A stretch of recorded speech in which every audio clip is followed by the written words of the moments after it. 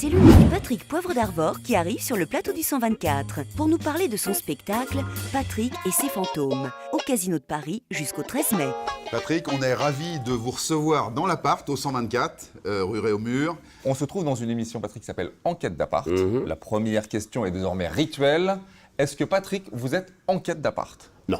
Non. J'ai ce qu'il faut. C'est fait. Donc, je ne suis pas venu pour chercher un appartement. C'est ça. Voilà. Mais Voyez, alors donc, c'est quand même- dans la vie de Patrick Poivre d'Arvor, il y a eu une quête d'appart à un moment donné. C'était dur, je gagnais pas de sous, mon épouse non plus, et on a dû acheter un appartement, ou acheter, qu'est-ce que je raconte? Louer un appartement, c'était en francs à ce moment-là, à 1500 francs, alors que je crois qu'elle gagnait 900 francs par mois, et que moi je gagnais 0 centime.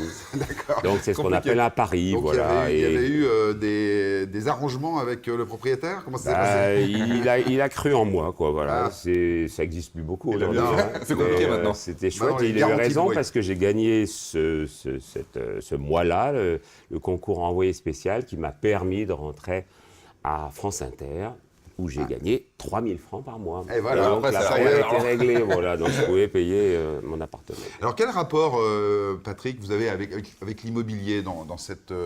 Bon, moi, j'aime bien regarder. Ouais. Là, j'ai regardé ce qui se passe autour de vous. Là, je vois des petits rappels des années 60 Oui. qui sont assez sympathiques. Oui, j'aime bien regarder. Ça dit beaucoup sur les gens, sur les êtres. C'est vrai. Voilà, ça... Et justement, les gens qui nous regardent aiment beaucoup ces petites confidences. Sans dévoiler de secret, ça ressemble à quoi chez Patrick Poivre d'Arvor? C'est relativement ordonné. Ouais. Je suis moi-même surpris, mais bon, c'est comme ça. Parce qu'en fait, je fais énormément de choses dans ma vie. Ouais. J'ai une émission de radio, une émission de télévision, donc une spectacle pièce pour en tous parler, les ouais. soirs, etc. Donc, il faut que les choses soient très, très ordonnées. Et même les livres, je les range d'une manière très ordonnée, Ah, dans la d'accord. mesure, j'en ai énormément, peut-être 15, 20 000. Les amoureux des livres ont toujours dans leur bibliothèque une façon de ranger leurs livres. Oui, chacun fait comme il l'entend, Ouais. mais j'ai des lieux très particuliers consacrés à la marine, d'autres qui sont consacrés aux livres anciens, d'autres à la musique. Alors, une de vos passions, Patrick, c'est la musique classique. Et il se trouve que ce spectacle, dont on va parler Oui. aujourd'hui, parle de musique classique, Ouais. de vulgarisation de la musique classique, on pourrait presque dire. C'est quoi l'histoire, la genèse de cette histoire-là? L'histoire est assez étonnante. Ça a démarré il y a 8 ans au Québec, un spectacle qui s'appelle Edgar et ses fantômes. L'idée, c'est qu'il rencontrait les grands compositeurs, Bach, Beethoven, Mozart et Erik Satie, dans ses songes, ces compositeurs étant incarnés par des acteurs, avec derrière lui Un orchestre symphonique. Un orchestre symphonique, 25 personnes, C'est incroyable. impressionnant. Ouais. Et beaucoup d'effets de magie, parce que vous savez, les Canadiens sont très très forts sur Le grand c'est eux show. qui ont inventé le Cirque du Soleil, etc. Donc le show, mais au service de la musique. Et des personnages qui viennent, qui sont comme vous et moi, et qui nous racontent de temps en temps leur vécu, pas toujours drôle d'ailleurs. Et ça nous les rapproche. Et du coup, on se met à vraiment aimer la musique classique parce que de temps en temps, on a le droit, c'est ponctué d'extraits. C'est ça. En gros, des grands tubes de la flûte la musique. enchantée, Voilà, tout ce qui est tube est là. Mais il y a parfois aussi des découvertes pour les gens. Et les gens ressortent avec la banane. Mais c'est vraiment impressionnant de voir C'est ça. comment ils sont heureux. Ils sont heureux parce qu'ils ont appris des choses et puis se sont amusés. Donc c'est déjà bien pour un spectacle. C'est excellent. D'ailleurs, on parle d'extrait. C'est peut-être le moment pour vous qui êtes chez vous de regarder à quoi ça ressemble. Patrick et ses fantômes.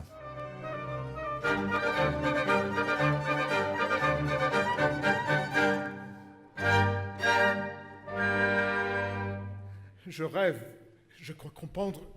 Je suis mort, mort de chagrin et je viens d'accéder au purgatoire.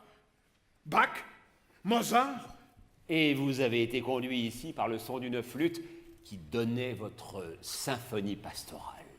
Mais si j'avais su qu'un jour, je serais en vos présences, oh mon Dieu, j'aurais aimé préparer les questions que j'aimerais vous poser maintenant. Ça serait l'interview de ma vie. Alors, formidable. Effectivement, le Casino de Paris. Oui, c'est un gros... C'est un gros, Ouais. gros bateau. 1600 quand même. places. Ouais. Ça a été là, je sais pas, Mistinguett, ça. Maurice Chevalier, tous sont passés là. Et puis on est là. Et puis maintenant, Bach, avec Bach, Beethoven, c'est qui excellent. descendent l'escalier. Ok, il y a un c'est concentré, magique. il y a un concentré d'espace-temps où tous ces artistes, Ouais. sous votre houlette, en fait, d'une certaine manière, se rencontrent Oui, parce que et discutent entre eux. je peux pas m'empêcher d'être un peu journaliste quand Ouais. je les interroge. Puis comme je suis au courant de toute leur biographie, eux ne le sont pas parce qu'ils savent pas ce qui va se passer ça. après le moment où ils m'ont Ça part rencontré. d'une boule magique, hein. Une boule magique. Alors c'est dans la boule, on regarde et puis là, on découvre que finalement Mozart est mort à 35 ans. Bon, ça lui fait un choc, bien sûr. Ah oui. Il découvre même qu'on ne sait pas où est sa tombe. C'est vrai qu'il a été enterré dans la fosse commune. Et donc tout ça, ça pose des questions. Puis pendant ce temps-là, il a 25 chaudrons sur le feu, comme il le dit. Il faut qu'il s'occupe de l'ouverture de Don Giovanni, qu'il fasse la flûte enchantée. Et puis Bach regarde ça avec attention, assez bluffé, de temps en temps un peu énervé. C'est vraiment beau, quoi. Ça parle à tout le monde finalement. C'est pas pour un public mélomane averti, c'est pour toute la famille Voilà, finalement. pour toute la famille. Et j'aime beaucoup quand je vois des enfants, C'est formidable. évidemment au premier rang, tout ça, et je les vois, ils regardent, ils sont bluffés. Il y a la flûte enchantée, il y a des arrivées magiques de Bach, de On Mozart. peut parler de cette troupe d'acteurs. Alors, c'est Oui. une bande de copains. C'est une bande de copains parce qu'ils sont tous québécois, donc ils ont tous créé le spectacle il y a 8 ans. Bon, pas le moindre accent dès qu'ils sont sur Ouais. scène. En revanche, dans la vie, Ils bon, ont ils ont cet accent savoureux, sympathique, et ils me bluffent. Et je suis vraiment heureux et puis fier pour le producteur qui s'appelle Jean-Claude Duménil, qui a inventé ce concept Ce show. et qui l'exporte aujourd'hui à Paris et on espère un Peut-être jour ailleurs. Voilà. Alors, il y a quelque chose que vous avez dit qui m'intéresse, c'est qu'il y a également des enfants. Aujourd'hui, on est à l'ère de l'électro, on est à l'ère de musique très moderne, électronique. Est-ce que vous pensez que nos enfants sont de plus en plus hermétiques à la musique classique ou pas du tout? C'est-à-dire qu'elle ne vient pas suffisamment à eux. Vous voyez, par exemple, le ministre de l'Éducation veut venir parce qu'il veut voir comment ça se passe. C'est ça. Comment on peut faire de l'éducation artistique. Vous avez remarqué quand même qu'aujourd'hui, les enfants apprennent beaucoup moins Oui. qu'avant. Et donc ça, il faut qu'elle vienne à eux. Et dès qu'elle vient à eux, ils ont trouvent pas de ça problème. formidable. Regardez le nombre de publicités avant et après votre émission qui sont inspirées de morceaux de musique classique. classique, bien C'est C'est souvent pour des raisons de droit. Hein. oui, parce que c'est tombé dans le domaine public Ouais. et ça coûte 0 centime, mais aussi parce que ça rend dans le collectif, heureux. ouais. Ce sont des feel-good. J'avais noté une phrase pub. très intéressante dont la portée de cette phrase que vous avez dit m'avait un petit peu choqué, c'était « La musique classique, en fait, n'a rien de classique Non. ». C'est D'abord- extrêmement moderne, finalement. D'abord, au moment même où elle a été composée, elle était forcément moderne. Après, vous savez, la mode. Qu'est-ce qu'il y a qui se démode plus vite que la mode? Vous le voyez aussi, même dans votre Ouais. concept Ouais. d'enquête d'appart. Et puis, la musique, si on dit classique, on a l'impression qu'il faut avoir une cravate. J'ai pas de cravate. Ouais. Qu'il Faut aller forcément à l'opéra, dans des oui, endroits très austères. ou- est-ce qu'on a le droit de tousser? Quand est-ce qu'il faut applaudir? etc. Non, C'est très codifié, oui. allez-y, soyez heureux, laissez-vous aller.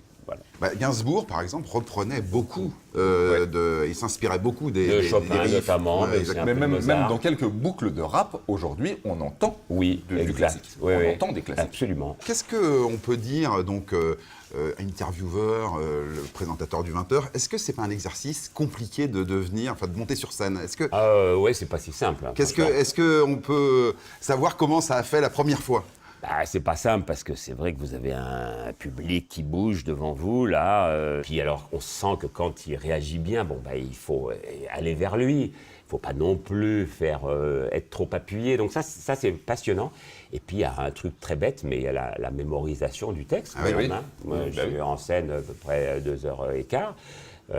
Faut Ouais, faut y rien aller. oublier. Oui, puis avec Voilà. toutes vos activités, en plus, ça ne doit pas être si simple. Oui, il ne faut pas que je mélange. C'est pour ça qu'il faut que je sois assez ordonné dans mon appartement comme dans ma tête. Bien. Voilà. Eh ben, on en parlerait pendant des heures.